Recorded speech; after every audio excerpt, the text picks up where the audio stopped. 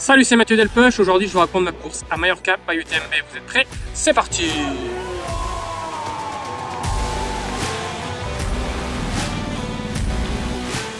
Qu'est-ce qu'on a?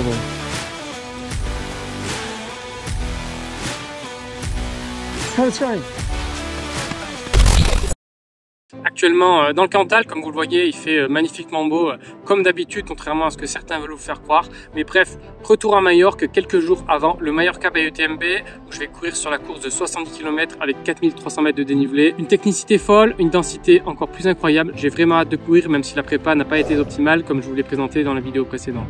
Comme d'habitude, les jours avant la course, réduction du volume, on arrête le vélo pour se concentrer sur la course à pied, une dernière petite séance pour maintenir les qualités physio à J-4, quelques petits footings, réduction des fibres, augmentation des glucides pour faire une bonne recharge de J-3 à J-2. Les sensations sont pas mauvaises, j'ai vraiment envie d'en découdre.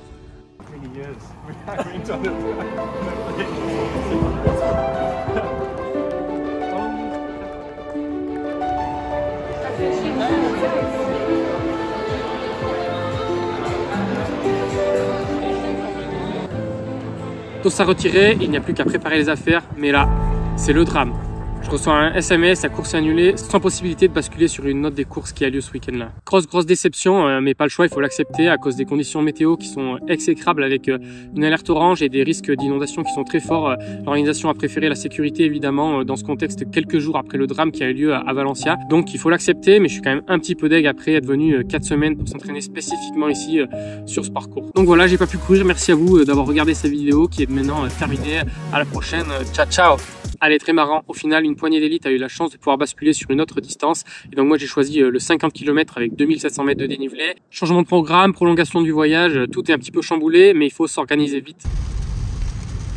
Situation de crise là on comprend mieux pourquoi la course a été annulée. Donc j'ai dû aller chercher à nouveau mon dossard, là on est en train de rentrer du dossard que j'ai récupéré du 50 km qui doit avoir lieu demain. Mais là, c'est vraiment des conditions dantesques et je vous tiens au courant de la situation. On refait un plan nutrition, on essaye de rester assez zen et de ne pas perdre trop d'énergie dans cette incertitude de constance pendant 2 jours. Mais c'est un petit peu compliqué, on apprend que la course de 140 km elle est d'abord réduite à 90 km. Et enfin, le matin, avant d'aller sur ma course, j'apprends que la course longue distance a été annulée avec un départ qui devait avoir lieu 1 heure avant le mien. Donc je suis toujours pas sûr que je vais pouvoir prendre le départ. Donc toujours sans certitude, je continue de me préparer quelques heures avant la course.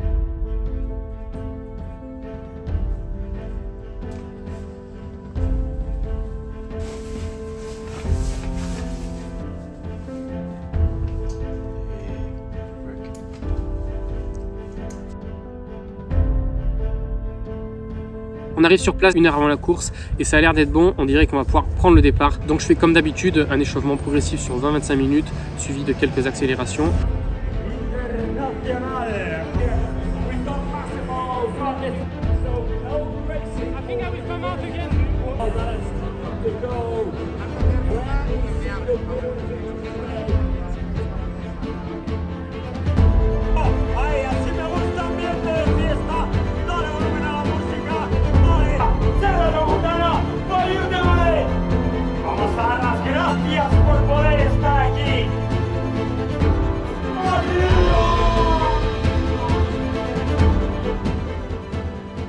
Évidemment, ceux qui me suivent sur Instagram ou sur Strava, vous connaissez déjà l'issue de cette course. Pour tous ceux qui ne l'ont pas encore fait, je vous invite évidemment à aller le faire. Vous y retrouverez beaucoup plus d'informations sur mes entraînements, du contenu plus exclusif et plus instantané.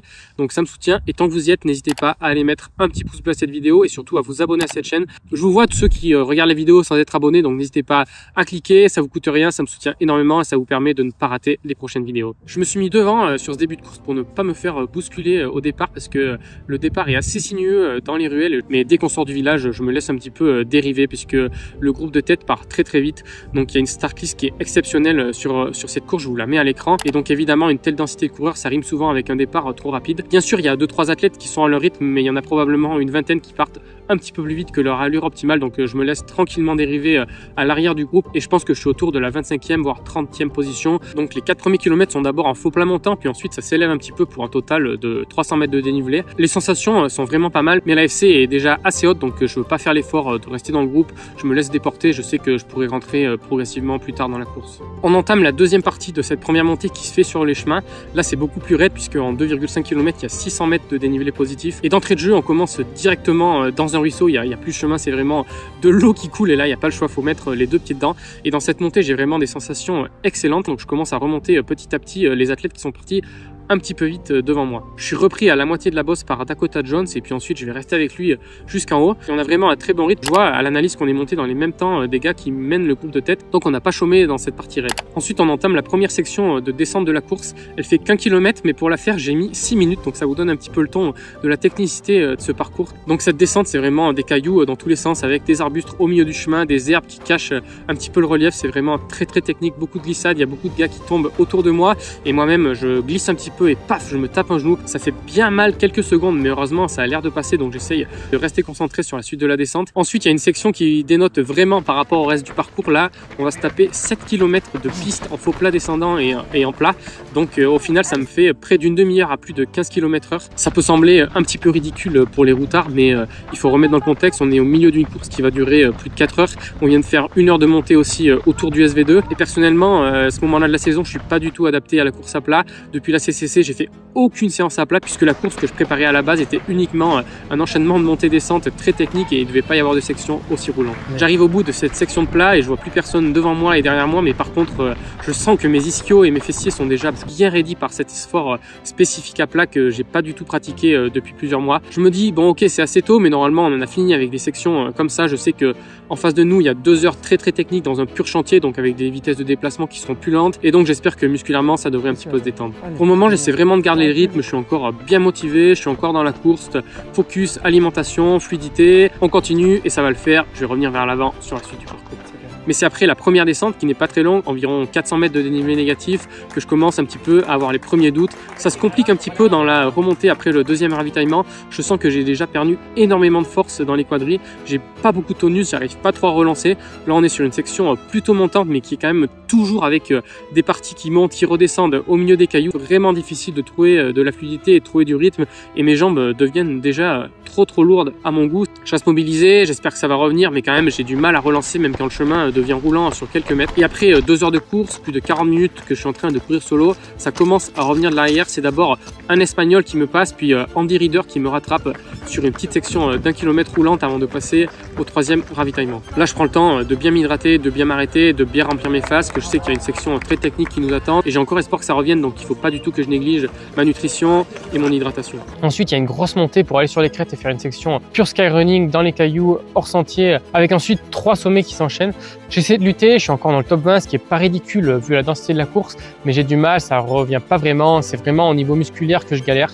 J'ai pas spécialement des crampes ou des grosses douleurs dans les quadrilles, mais je sens que j'ai pas de force, j'arrive pas à pousser sur ces jambes, mais je monte vraiment très doucement. Mentalement sur ces crêtes, je finis par me résigner, ça va être très compliqué de faire le score minimum pour me qualifier pour les finales UTMB de l'année d'après. Je perds un petit peu la motivation, j'ai plus envie de me faire très mal. Je finis donc cette section hyper technique comme je peux. Je continue de perdre quelques places évidemment, mais là mentalement j'ai un petit peu basculé, ça m'importe plus trop, je suis plus en mode sortie longue, on va essayer de prendre du plaisir maintenant en allant jusqu'à la ligne d'arrivée et en essayant de kiffer le plus possible. La descente pour aller jusqu'à la mer, elle est très longue, il y a une première partie sur un single qui est très technique et la seconde c'est dans des espèces de pavés qui sont pas très agréables à courir et puis finalement j'arrive au dernier ravito au village de Fornalux. Dernier ravitaillement à Fornalux, il reste encore 7 km pour aller jusqu'à la ligne d'arrivée. Je continue de bien m'alimenter mine de rien puisque même si je suis plus dans la course, il faut quand même que j'aille jusqu'à la ligne et il reste une bonne section vallonnée, pas si facile encore. Je fais cette section assez tranquille, j'en profite pour encourager les 3 premières féminines qui me passent les unes après les autres s'entraîner.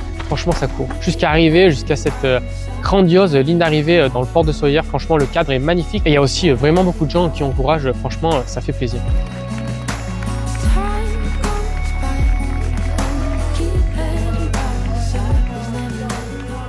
Si vous vous demandez, je termine à une anecdotique 34e place en 5h26 quand la course a été remportée en 4h18 par Joel De Paz, un Espagnol.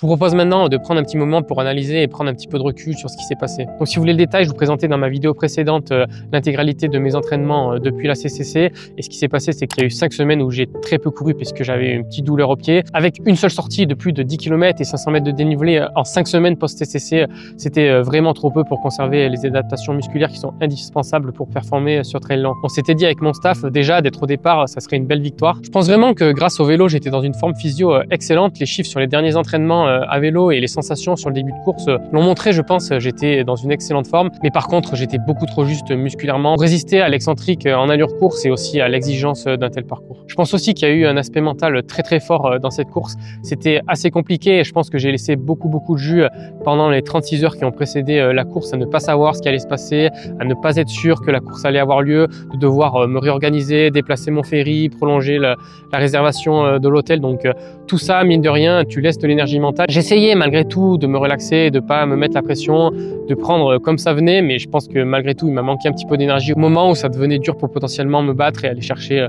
un top 20. J'ai quand même tenu évidemment à aller au bout par respect à l'organisation qui s'est démenée pour pouvoir nous organiser ça dans ces conditions difficiles, et aussi pour tous les athlètes qui ont vu leur course annulée et qui n'ont pas eu la chance comme nous de pouvoir prendre le départ sur une autre distance. Comme d'habitude, je vous raconte ma démarche dans les moments où ça va bien, mais aussi dans les moments où c'est plus compliqué, comme dans cet enchaînement post-CCC qui a été compliqué, puis à cette course qui n'a pas très bien marché. Donc n'hésitez pas à mettre un petit pouce et un petit commentaire, ça m'aide énormément dans la démarche de création de ces vidéos. Sur les 4 semaines qui ont précédé la course, j'ai essayé un petit peu de rattraper le tir de cette préparation pas spécifique que j'avais fait au mois de septembre en calant beaucoup de séances, mais je pense que mon corps n'a pas eu le temps d'assimiler tout le travail et de se reconstruire fort à temps pour la course. J'ai tenté ce que je pouvais dans les conditions des récupérations tardives post-CCC. Malheureusement, cette fois, ça n'a pas marché. Maintenant, place à la coupure, faire le bilan de la saison, planifier la suite. J'ai déjà hâte de prendre le temps de reconstruire des bases très solides cet hiver pour tout casser en 2025. Je vais continuer de vous raconter tout ça, donc abonnez-vous pour ne rien rater et on se voit très vite. Allez, ciao ciao!